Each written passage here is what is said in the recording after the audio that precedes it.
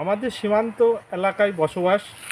এই সীমান্তে আমরা ওপারে যখন আমাদের জমি জায়গা আছে, চাষাবাদ আমরা করতে যাই, তখন কিন্তু চাষ করতাম একরকম, আর এখন চাষ সম্পূর্ণ আলাদা হয়ে গেছে।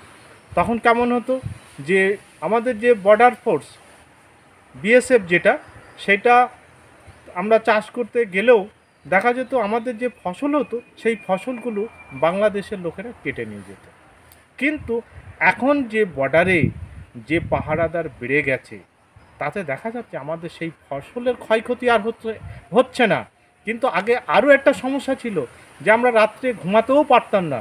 কারণ যে ওই যে রাতের অন্ধকারে বিএসএফের আড়াল করে যেভাবেই হোক তারা এপারে এসে গরু ছাগল এবং মানুষের বাড়ি চুরি ডাকাতি এই সমস্ত করে নিয়ে যেত।